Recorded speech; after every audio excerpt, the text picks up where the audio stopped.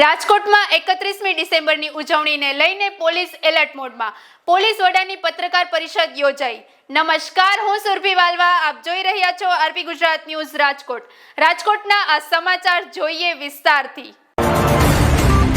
નમસ્કાર. રાજકોટમાં 31 ડિસેમ્બરની ઉજવણીને લઈ જિલ્લા પોલીસ વડા વિજયસિંહ ગુર્જરે પત્રકાર પરિષદ યોજી. પત્રકાર પરિષદમાં તેમણે શહેર અને જિલ્લામાં કાયદો અને વ્યવસ્થા જાળવવા માટે લેવામાં આવેલા સુરક્ષાના પગલે અંગે માહિતી આપી.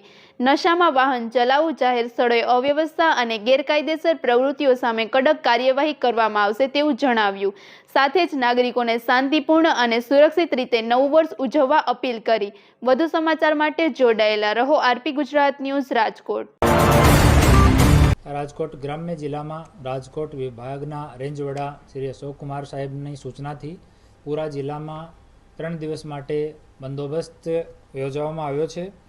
આ બંદોબસ્તમાં 3 એએસપી, 3 ડીવાયએસપી, 27 પીઆઈ, 42 પીએસઆઈ, 620 જેટલા પોલીસ કર્મચારી, 700 જેટલા જીઆરડી અને 250 જેટલા હોમગાર્ડ, 112ના 23 બોલેરો ગાડી, 80 જેટલી મોટરસાઇકલ, 175 જેટલા બોડીવોર્ન કેમેરા અને 17થી વધારે બ્રેથ એનાલાઇઝર અને ડ્રગ ટેસ્ટિંગ કિટ ડિપ્લોય કરવામાં આવ્યા છે.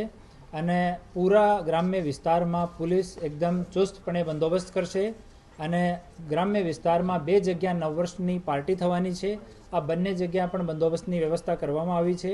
જેટલા ફાર્મ હાઉસ છે, આ ઇન્ડસ્ટ્રીયલ એરિયામાં જો ફેક્ટરી છે, નદીના કિનારા છે, ખેતર છે, આમાં ડ્રોનથી કન્ટિન્યુ સર્વેલન્સ આજથી જ શરૂ થવાનો છે. જેમાં નાઇટ વિઝનવાળા ડ્રોન પણ ડિપ્લોય કરવામાં આવે છે. કોઈ અનિચ્છનીય બનાવ નહીં બને એના માટે કંટ્રોલ રૂમમાં એક વિશેષ માણસોની નિમણૂક કરવામાં આવી છે.